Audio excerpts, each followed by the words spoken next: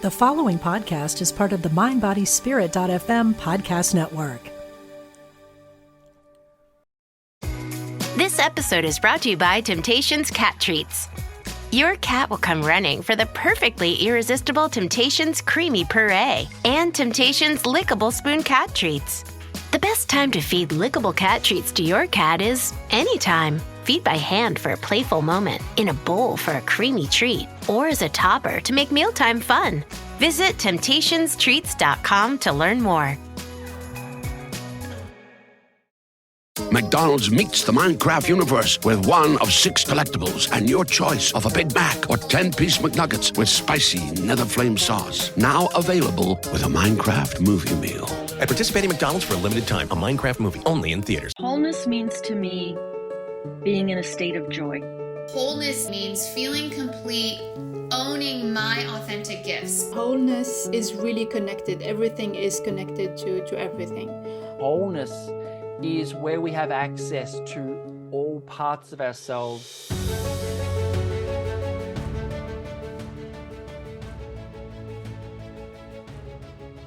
Okay, so the cards we're pulling out today are messages from your animal spirit guides, and it is the rattlesnake. I don't know if you can see that.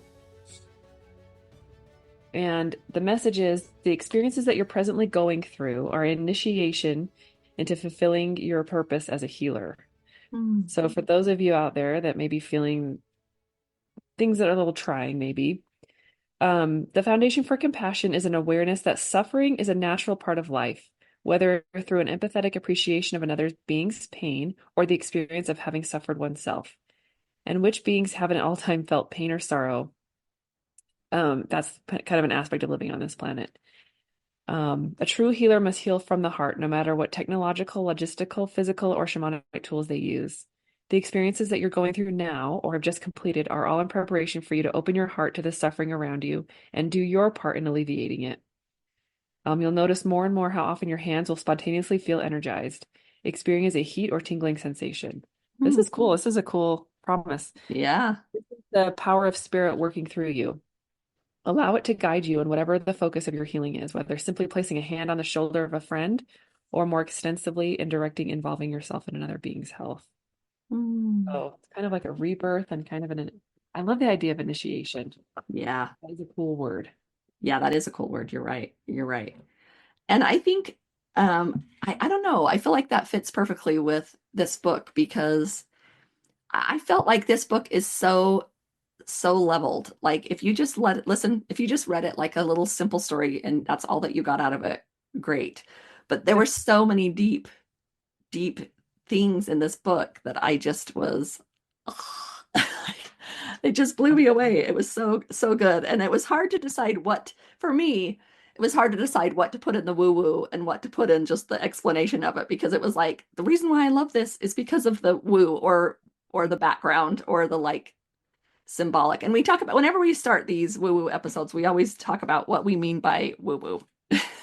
Yes. But what do we mean by woo-woo? What we mean by woo-woo is something that's maybe outside of ourselves, that's maybe a little bit unexplainable, something that's not tangible. So I guess like when you think about, you could even think about physical healing or healing when you're going to a doctor. To me, that's a little bit more tangible. You understand they're using instruments that you have seen before. They may give you a shot. That's a physical thing. But when you're doing more energetic things, sometimes you're not seeing a shot going into your skin, but you're feeling like, I don't know if you felt like in Reiki, I can feel it sometimes in my body. And I don't expect it sometimes. Like their hands are hovering over me, but there's a warmth in my belly. Yeah. And so to me, that's what woo is. It's like kind of a little bit that mystical idea. What's woo to you? It's like messages behind the physical things that are like meanings and that exist behind what you're really even seeing. Okay. You know what I mean? And that's why this book is really full of them woo-woo, because it's just a story full of it. Not full of it. But yeah, I'm sure he would be delighted by full of it too, because he's funny. Like it's a funny, sweet book. Really, really sweet. If you haven't read it, I mean, it's just one, like I've talked about, I know multiple grown men that will put it on at night to fall asleep, this book. Wow. That's because it's so comforting and you know, and I think it's because it's not just the words, it's the message behind the words, which is the woo, right. feeling you Yeah, get. the feeling. Yeah, it's Mhm. not the, like you said, it's not the pictures or the words, it's the feeling. Yep. And that was really interesting. I listened to an interview by him, and someone had asked him, does it start with the pictures or does it start with the words? And he said, Mhm. it starts with the feeling. That's what he said. Oh, I love So, it. yeah, you're absolutely right. That's what it started as. Yep. I love it. I love it. Okay. And I think of this book as it is like this self-help book disguised as a little story. Right. Because you can really learn like life lessons. It's full of life lessons, this book, right? But I wanted to, when we talk about the ideas, I thought, okay, I took a risk because I didn't know if it was going to work out, and it worked out beautifully. But I went through and I looked up the spiritual meanings of these different animals and these different that show up in the book. Okay. And I remember watching something where Charles, who wrote the book, said, he's like, you can remember the name because the name is the order that they show up, you Okay. know, and I always think of the horse. I know the horse is last because he's kind of like the horse is kind of like the wise one, you know, the one Like that, the sage, yeah, or yeah, I have a theory about that too. So we'll get to that in a minute. But okay, yeah. great. So yeah, so it's the boy and then the mole, which I mean, page 1, you're small. And what does it say? Hello, I'm so small, said the Smaller mole. remembers the cake. Yeah, yes, said the boy, but you make a huge difference. I Oh, mean, like if you could accept that into your soul, you know, that all of your smallness doesn't matter, but because it makes a big difference. I mean, that's life changing. And yeah. again, it's woo woo because it's not, there's nothing to, they're not telling you to do anything. First, you do this, it's just being and Right. learning how to be. And another layer on that is like he's holding the mole up, right? He's even doing Mm. it on the cover. Yep. Who do you know that picks up a mole? They're not cute. I don't think. I think they're kind of gross. And like, they nobody had, like I said, no one has them as a pet. And they're I'm trying to think of what I'm trying to say. They're not conventionally cute, or they're not, you don't think of them as cuddly or warm. So you wouldn't think of making a friend with it, but he's saying, but you make a difference. Mm-hmm. The way you show up, just authentically you did nothing, Mm-hmm. and you make a difference. And it feels to me like the boy and the mole are kind of on a team. Like they're kind of, they're, you know, and then the fox comes in and the horse comes in to teach them almost opposing messages. But those two are kind of on, they're kind of learning at their different paces. So a mole, in some traditions, moles can symbolize protection, guidance, and spiritual connections. They can also represent the idea that there are other ways to perceive the world. So think about this. Here's this boy, and then this mole comes in, and we're going to see things a little differently because this boy has met this mole. He really has. Well, and moles live underground, right? So they do. I think, yeah, they do. Yeah, moles are nearly blind, but they are able to find food and live well underground. So they're known for this hidden potential or this exploration, you know, and he is very much, you know, a little bit of the guy, a questioner or like a wonder, you know, wonder kind of creature. Um, the mole represents the potential for uncovering hidden truths and exploring the unknown or digging deeper into the deeper aspects of ourselves. So if you think about that book, you know, so when you read it the next time again, think about the ways that this mole shows up in that way.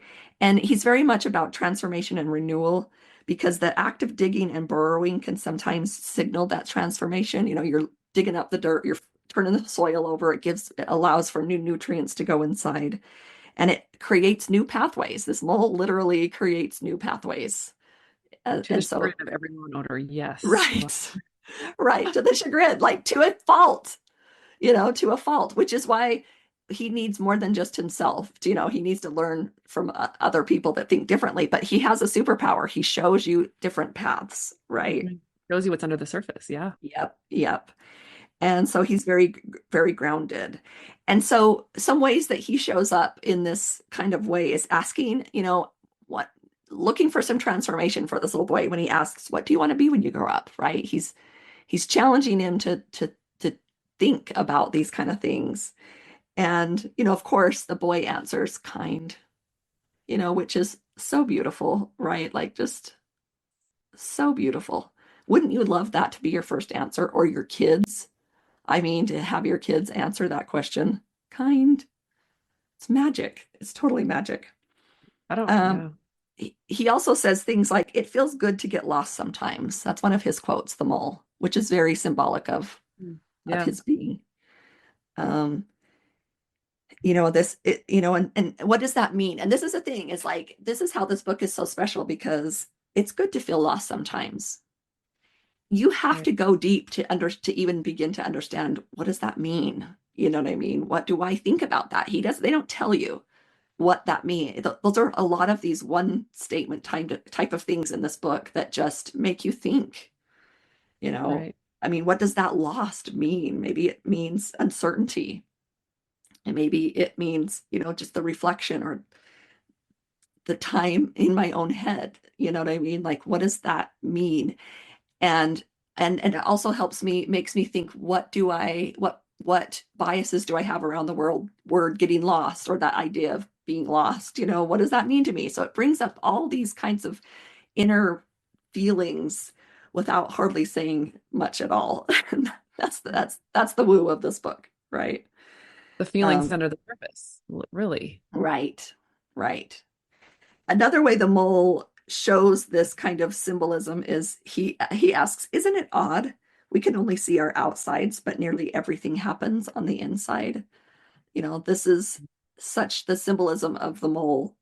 And really is helping us by talking to others, really to go inside, to think about those ways, to dig deep, just like he is. I don't know if Charles Mackesy decided to do that, if he knew, if he wanted those kind of symbols to come out, but they were very clear to me. Once I looked it up, I was like, oh wow, it's perfect.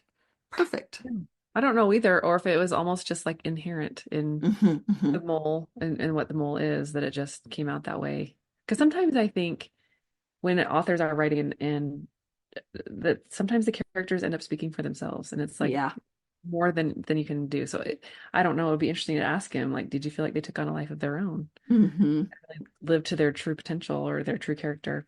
Yeah, almost like they're different muses, just telling them what to say, almost. Yeah. I bet that's probably true. So if we move on to the fox can have many spiritual meanings, including adaptability, cunning, and intuition. Foxes can also represent the ability to see through illusions and avoid deception. And they're very adaptable. They can encourage people to embrace change and learn to navigate transitions. And they teach people to be discerning. I mean, he's not trusting at first, or he holds back. He's got some, he's got some a little bit of avoidant attachment. That fox in the book. He pulls back. He doesn't talk until the end, right? He doesn't talk too much, and in fact, at the beginning of the story, they come upon him, and I might repeat this, but they come upon this fox, and he says, like, I've got it. Here's my book, and I have it like these things. But where's my next one? Because I think it's coming in. He when they meet the fox, he's like, I'm gonna hurt you. Like, this is what I'm here for. And oh, this is so good. Where is it? I'm gonna find it. When they come upon the fox. Oh, here we go. So, and look at this beautiful picture in there. Like, some of them are just so pretty.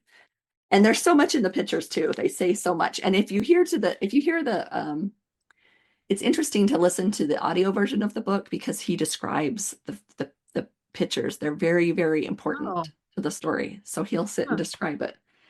And so the fox comes behind him. The mole says, I'm not afraid, said the mole. If I wasn't caught in this snare, I'd kill you, said the fox. If you stay in that snare, you will die, said the mole. So the mole chewed through the wire with his tiny teeth. Okay, so this is the woo-woo of this. I just told you a couple pages of this book, but if we go deep, I'm not afraid, said the mole.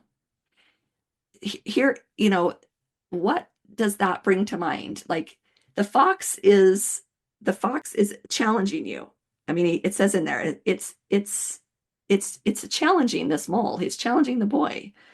And the mole says, I'm not afraid of you. What would it be like if we were able to practice that enough to where that was our first reaction when things that are scary show up? I'm not afraid of you.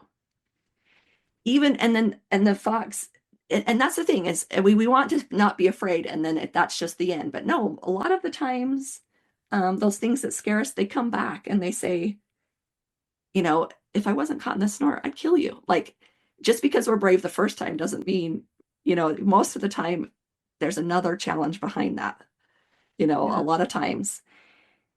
And, and the fox is just stating a fact, although, maybe there's some choice in that, but the mole reacted with a fact. If you stay in that snare, you'll die, said the mole.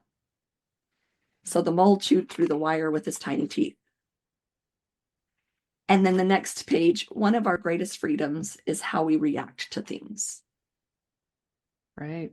And that's the thing, is like, I mean, what's not said in that book is all that the mole had been through in his life to get to that point where he understood how to react. It's not necessarily innate from, with all of our wounds we have, in our lives.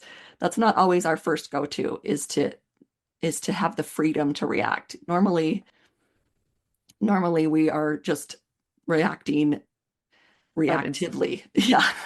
Instinct. Which is interesting too, that yeah. the fox had a choice to make there too, right? The fox Yep. got freed and he had a choice to kill him or to change his innate nature, use those experiences that he had to make a difference. That's cool. And I think it was easier for the fox to change because the mole did not change. Right. You know what I mean? He was authentic to the core with, he wasn't calling him names, he wasn't ready to fight. He didn't say, I can take you. He was just stating the facts.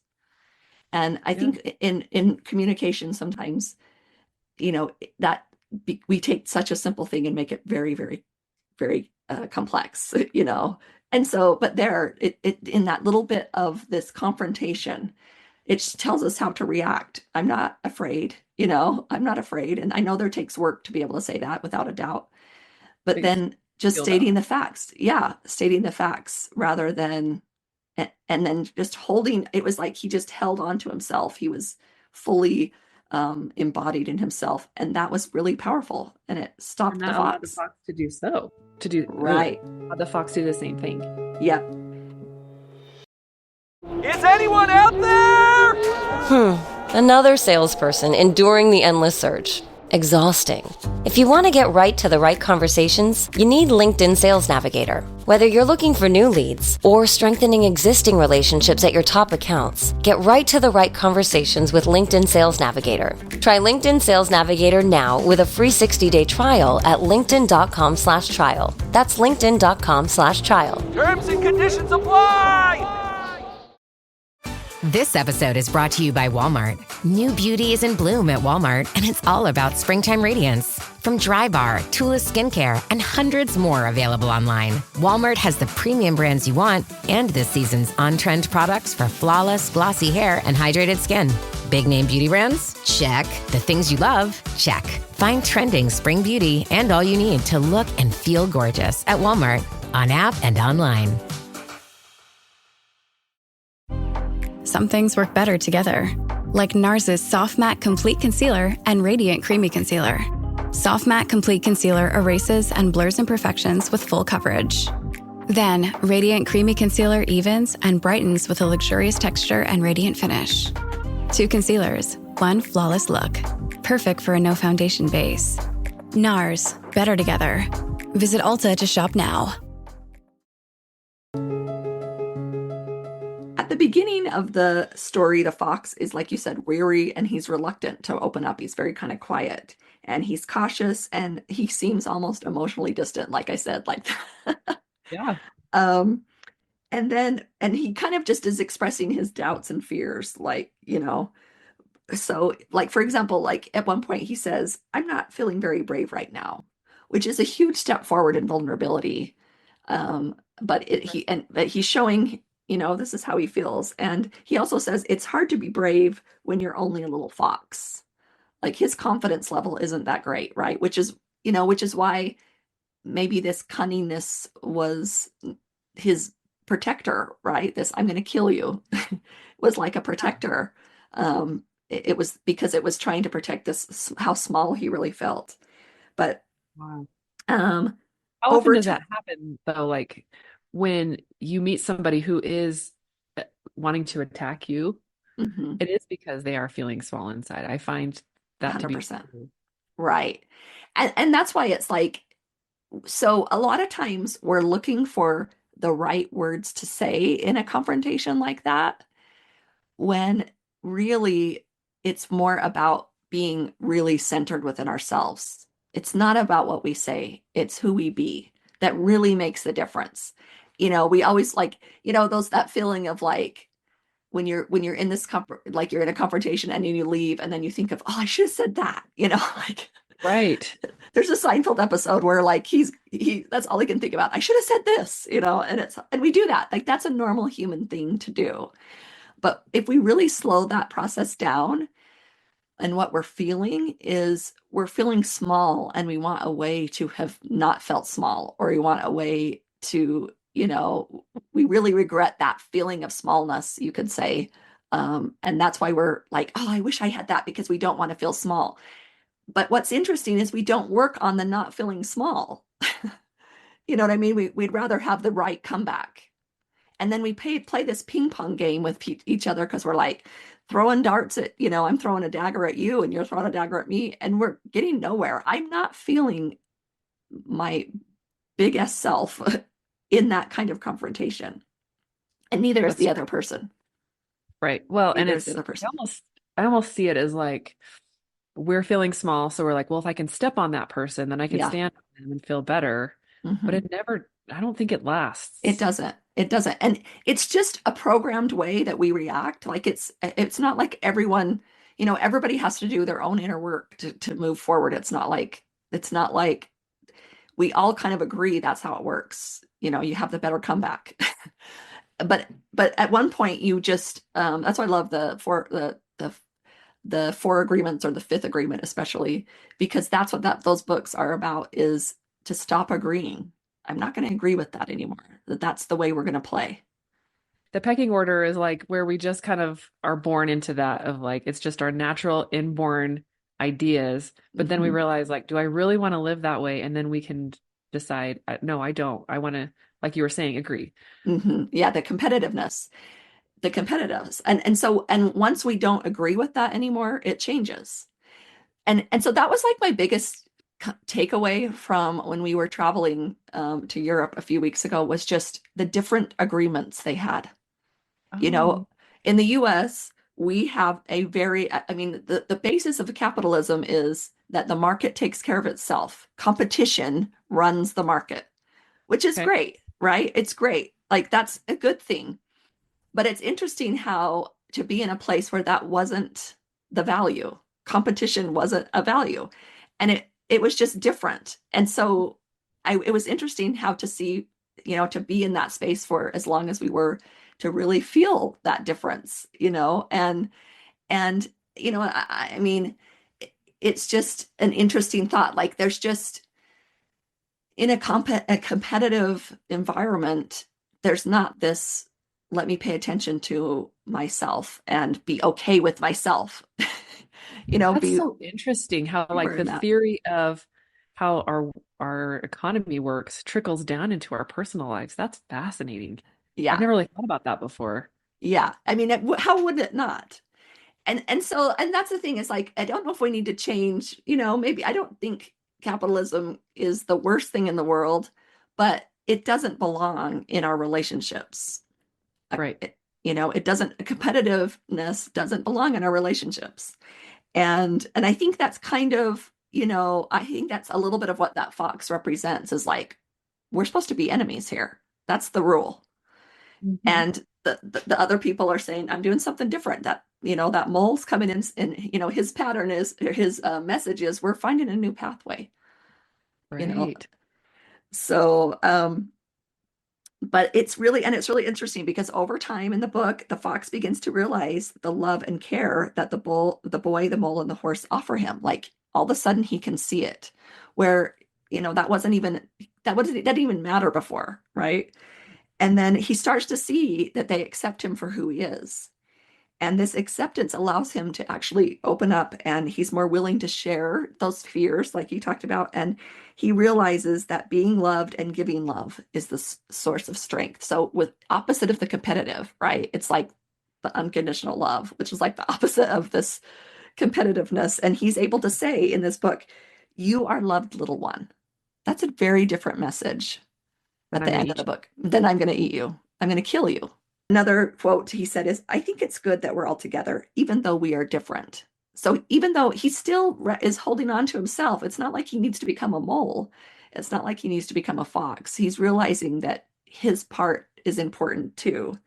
And then of course, one of his major, beautiful quotes, the greatest gift you can give someone is your love. So that's a transformed person, or fox, you could say. But we all have that ability to have that transformation. Yeah. Have you seen Wild Robot? I don't think so. Cartoon? Oh, you haven't? Oh, I hope you watch it. Okay. But there's a fox in that who has a complete transformation because of love. And it is, I loved that part because he had to go against his innate nature to want to kill and to want to have food, and he's always fighting it because it literally is in front of his face the whole time, like this bird that he wants to eat and everything like that. And he just is really trying. And at first you can see he's trying to like become their friend because he wants probably to eat them at the end.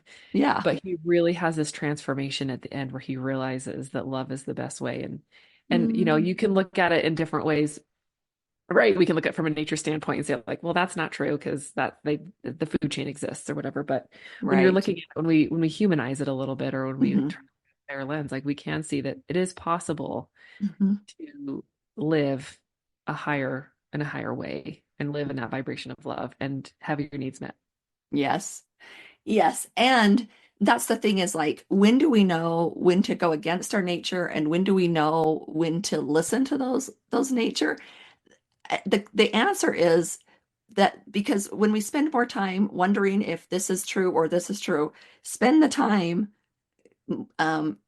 cultivating that inner self, because that inner self's going to tell you, your inner spirit, like Christine Lang talked about. If you listen to that spirit, that's how you'll know. It's not a calculation that your brain makes. Your brain can't put like it in a category and label it as right or wrong. It doesn't work that way, because what's right for you might not be right for someone else. Right. Well, and what's right for me in this moment might not be right for me in a year. 100%. So I think sometimes in these, a lot of times in self-help worlds, we're trying to figure, you kind of want to figure those out, and be done. And It's like, and I get that. Yeah, I get it. That was a big release. That was a big surrender for me to release that it's like, I'll never have those answers because, like you say, it changes. But what I can do is get familiar with that place inside of myself that knows, and listen to it and practice it and see what was the difference when it worked this time and it didn't work this time, until I build that muscle and I'm very clear. And that's a little thing every day. Those are the little moments in the library every day. Right. That's it. So, but I think you bring up a good question, because, how can, this idea that we talk about, how can we talk about that for ourselves? How can we have these feelings about our intuition or our ability to change? Like, those questions, like I say, this book doesn't come out and say, okay, now we're going to learn how to change who we are. Now we're going to learn to transform. But it's so deep. And that's why, a lot of this book belongs in this woo-woo episode, even though it's not a woo-woo book for most people. Yeah, but I do think though that people when they read it, like you even said, those men that listen to it before they go to bed, they feel something. Yeah. That's the woo part, whether you want to Yes. recognize it or not, because it's not always explainable. Like I don't know that they could have the words to explain why it comforts them, Yep. but they know how they feel. Yeah. And I think you could even use the word healing in there. Like it's healing to listen to it, and because it rejuvenates, or it re-energizes, or it calms. Sometimes you need one and sometimes you need the other. But it's fascinating. Okay, so on to the horse. The horse, in spirituality, a horse often symbolizes freedom, strength, passion, intuition, adventure, and ability to overcome challenges. And often it represents the power of our personal journeys, which I think is interesting. First of all, I don't know if you've noticed, but each one talked about intuition. All three animals really talked about intuition. I thought that was really interesting. Yeah. The horse is about embracing change and connecting with one's inner power, your inner power. And it's often seen as a guide to greater self-awareness and spiritual enlightenment due to their sensitive nature. So you've heard of horse therapy. One of the biggest reasons why there's horse therapy is because the horse, feels everything you feel. We have one of our episodes, and we have talks on the Wholeness Network, is with Hugh Vale, and he is a horse guy, and he talks a lot about horses and how they are in the fight or flight feelings all the time. And so as a guide, you're trying to get them into, out of that stage, that they're in that stage all the time. And so like if somebody's upset, the horse feels it. Horses are some of the most empathic creatures walking around. No idea. Yeah. And so like in different horse therapy, you have to center yourself and get yourself okay to be able to approach the horse. It's like training that inner space that we talked about a few minutes ago, to be able to build that muscle so that the horse allows you to come close and allows you to be there. And so like he taught me once, because I had these friends down, and they had this horse that had accidentally bucked their owner off, and just off in a parade. They were going through a parade, and it got scared, and it kind of bucked her off. And then for years would not touch anybody, like was so shame. It was just full of shame. They couldn't ride it again. So they were like, can you come and work on this horse? This is at the beginning where I'm like, when did I do this? Like, when did I do this? And so I'm like, okay. So we come, and we went to this fence, and then there was probably 20 horses, in this pasture. And they're like, it's that horse back there. And oh yeah, this horse was not going to come over. Wow. And, I knew less at that time, but I just held myself. I just opened my heart, and, kind of tried to send some kind of quiet message to him, like, it's okay. And he came to me, and they were like, oh my gosh, and I'm scared. I'm not around horses. Right. I haven't been around horses. My heart's beating, but I'm working on that muscle. And so it was a couple of years later when I showed a picture to Hugh, and he said, look, because his eyes, so that when they're comfortable, their eyes start to it's almost like they're sleepy. They like blink, they're like, and that's when their anxiety's down. And he's like, yeah, you did the good stuff, I guess. I don't know, but it was, cool. But that's how it works in a lot of therapy, is they will react to your uncomfortable feelings, and they won't hurt you, but it's just like, they don't. So like when they say,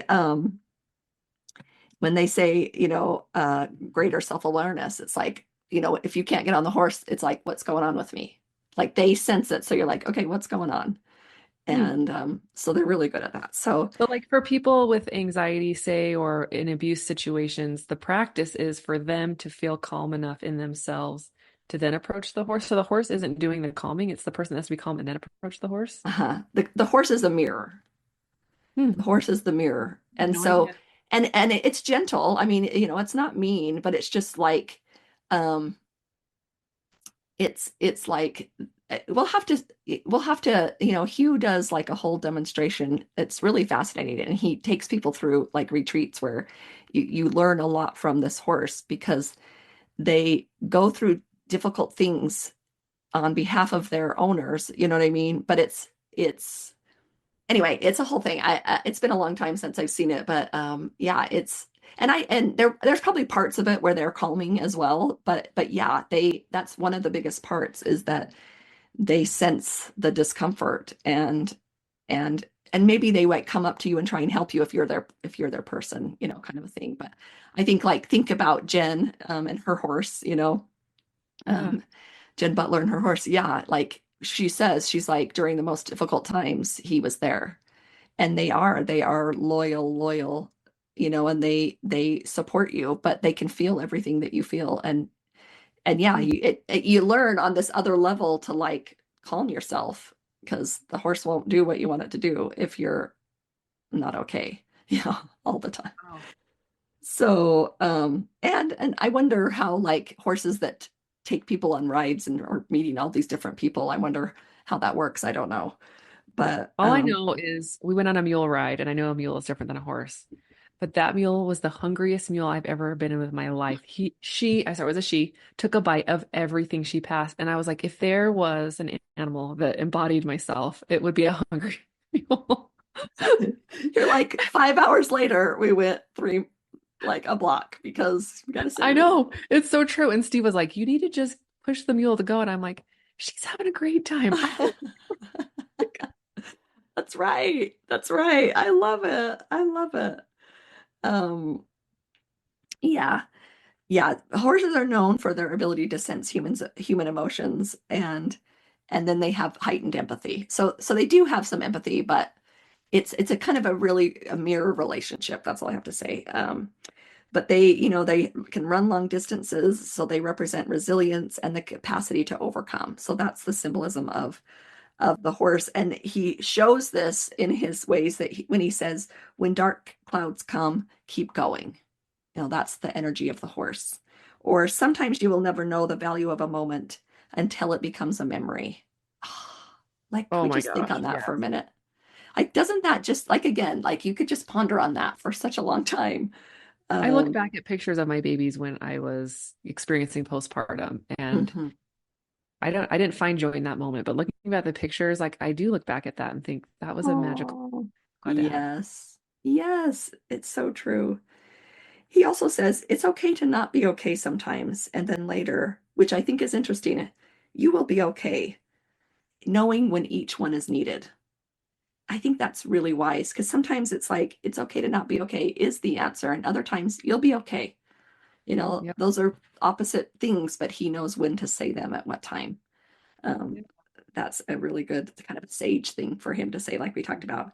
He says, it's not what's inside that counts, it's what you do with it. That's very much the horse energy. And we have a very long way to go, but we're not alone, he says too.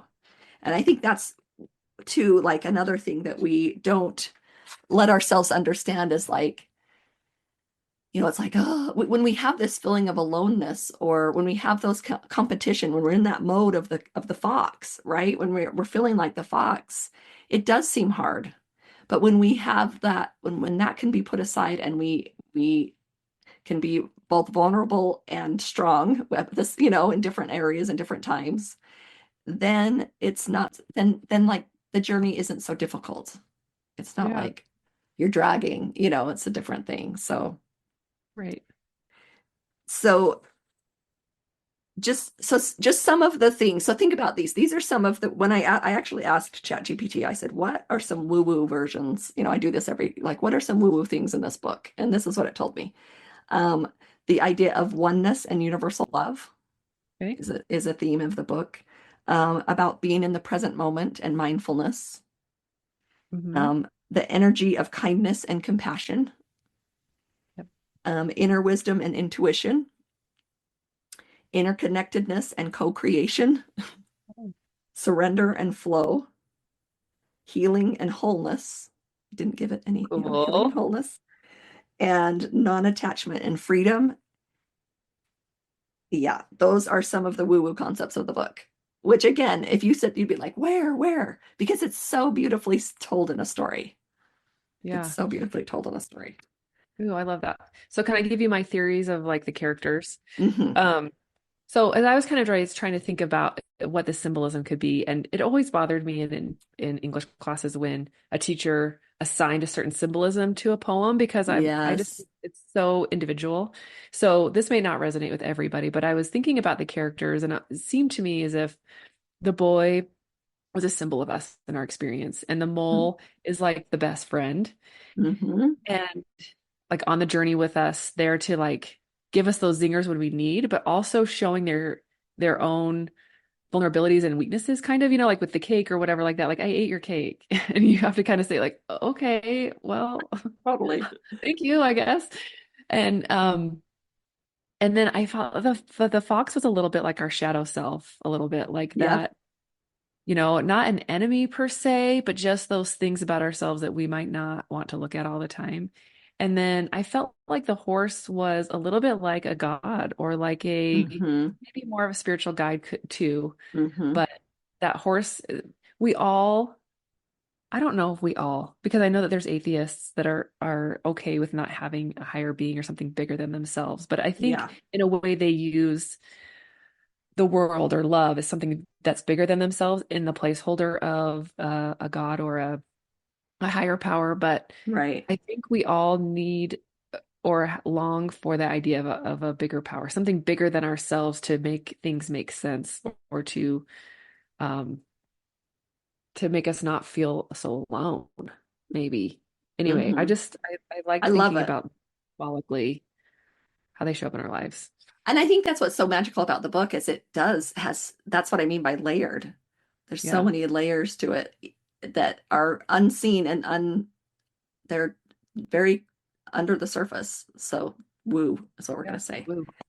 But so what I think is fascinating to me, because the horse does come in as this I mean, he is big, he is strong, he has the wise words to say, he's like protection, he comes in and saves the day, right? He's, in a way, you could call him a savior. He comes in and he makes everybody it just kind of stabilizes the group and helps them grow and offers the advice at the right time. And then toward the end of the book, the horse says, "There's something I haven't told you," said the horse. "What's that?" said the boy. "I can fly, but I stopped because it made other horses jealous." "Well, we love you, whether you can fly or not." And then the pictures, like, this is spoiler alert. Look at these beautiful pictures and then his wings come out. "Just okay," he says. And then look at this transformation with him himself. The book totally changes, and it shows this flying horse. And I just think, at whatever stage you're at, where even if you're the most enlightened person on the world, there's always growth to come. And so here at this moment, the horse shows that vulnerability. He shows he's kind of just been the helper, but he dares to share his greatness, his gift that's kind of, been pushed aside, kind of been, made fun of, or, he's like, "It made other people feel bad for me to be big and able to fly." So he stopped. And what was their response? "We love you." And then he could open his wings and fly. And I don't know about you, but that makes me cry. I know, it makes me cry too, just thinking about, like, you just need one person to believe in you. Yeah. And it gives you that power to unfold. And yeah, it is beautiful. It is. And, I've been in that place where multiple times I feel like I've had multiple of these, this type of moment. And, where I am so terrified in my body. I'm so terrified. And it can go for days, to where I need to tell somebody, this happens for me. You know what I mean? And it's big, like flying, like, or, it's magical. it's different. And to have the person respond with, okay, has been the most healing ever. It wasn't like, they didn't say, let's go on a ride. Yeah. They just said, we love you. Yep. And, and being in those moments when that's what, that has been my, received that, where it was just like, okay, Right. it didn't change anything. I don't know. I could see how easily it could have gone differently. Right. So, yeah. And it's such a simple thing as like just someone sitting next to you, letting you be who you are. Yeah. There's no questions, there's no qualifiers. It just is. Yep. And I would say, I bet everybody listening has something inside that says, there's something I haven't told you. There's something I haven't told you. And your minds might go to those things that are like a bad secret. Right. And that's kind of normal. But there's also things that you haven't allowed to be true because it wasn't comfortable for other people. I know that for everybody that's listening, you have different gifts that you haven't dared to explore because it made people feel uncomfortable, or you're afraid it will make people uncomfortable. But right. Just like those little, watching little kids and the way that they are so sure of themselves and they're so proud of themselves, where did that go? And I really encourage you to go on a woo-woo journey of your own to discover that person again. When most people are asked what they want, they will answer, I want to be happy. But happy takes practice. And that's what the Wholeness Library is all about. So check it out free at thewholenessnetwork.com.